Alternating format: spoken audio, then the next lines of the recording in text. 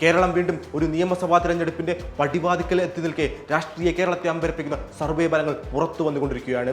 ദേശീയ വാർത്താ ചാനലായ NDTVക്ക് വേണ്ടി വോട്ട് വൈബ് നടത്തിയ ഒപ്പീനിയൻ പോൾ ഫലങ്ങൾ ഭരണപക്ഷമായ LDFന് ചങ്കിടിപ്പറ്റുന്നതും പ്രതിപക്ഷമായ UDFന് വലിയ ആശ്വാസം നൽകുന്നതുമാണ്. സംസ്ഥാനത്ത് അതിശക്തമായ ഒരു ഭരണവിരുദ്ധ തരംഗം അഥവാ ആന്റി ഇൻകംബൻസി വേവ് നിലനിൽക്കുന്നു എന്നാണ് സർവേയുടെ ഏറ്റവും പ്രധാനപ്പെട്ട കണ്ടെത്തൽ. സർവേയിൽ പങ്കെടുത്ത 51% ആളുകളും ഈ സർക്കാർ അധികാരത്തിൽ നിന്നും ഒഴിയണമെന്ന് ആഗ്രഹിക്കുന്നവരാണ്. വെറും 34% പേർ മാത്രമാണ് കേട്ടോ സർക്കാരിന്റെ പ്രവർത്തനം മികച്ചതാണെന്ന് അഭിപ്രായപ്പെട്ടത്. ഇവർ LDFന്റെ ഉറച്ച വോട്ട് ബാങ്ക് ആണെന്നതിൽ യാതൊരു സംശയവുമില്ല. എന്നാൽ സർവേ പറയുന്ന മറ്റൊരു പ്രധാനപ്പെട്ട കാര്യമുണ്ട് കേട്ടോ. 33% വോട്ട് വിധത്തോടുകൂടി UDF അധികാരത്തിൽ വരുമെന്നാണത്. LDFന് ലഭിക്കുന്നതാകട്ടെ 29% വോട്ട് മാത്രമായിരിക്കും. ഈ 4% വോട്ട് വ്യത്യാസം നിസ്സാര കാര്യമൊന്നുമല്ല. 2016 ഇതേ 4% മുൻതൂക്കത്തിലാണ് LDF 91 സീറ്റുകൾ വാരിക്കൂട്ടിയത്. അതുകൊണ്ട് തന്നെ വോട്ട് ഷെയറിലെ ഈ മാറ്റം സീറ്റുകളിലേക്ക് മാറുമ്പോൾ UDFന് വമ്പിച്ച വിജയം തന്നെ ഒരുപക്ഷെ സമ്മാനിച്ചേക്കാം. വിലക്കയറ്റം, വികസന മുരടിപ്പ്, ലഹരി ഉപയോഗം തുടങ്ങിയ ഭരണപരമായ വീഴ്ചകളെ മുൻനിർത്തിയാണ് സർവേ നടത്തിയത്.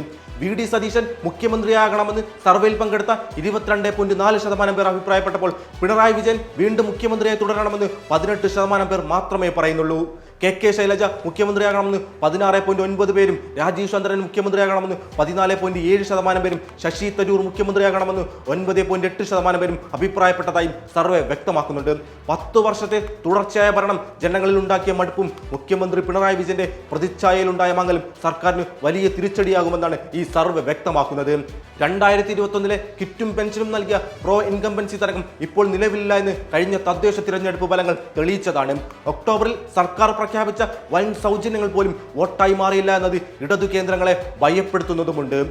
വിവാദങ്ങളുടെ ഒരു വേലിയേറ്റമാണ് LDF ഇപ്പോൾ അഭിമുഖീകരിക്കുന്നത്. സജി ചെറിയാന്റെ പ്രസ്താവനകൾ, ശബരിമല സ്വർണ്ണക്കടത്ത് വിവാദം തുടങ്ങിയവെല്ലാം ജനങ്ങൾക്കിടയിൽ വലിയ ചർച്ചയാണ്. ഇതിനെ മറികടക്കാൻ സർക്കാർ നടത്തുന്ന സോഷ്യൽ എഞ്ചിനീയറിംഗ് ശ്രമങ്ങൾ എത്രത്തോളം വിജയിക്കുമെന്ന് കണ്ടു തന്നെ അറിയണം.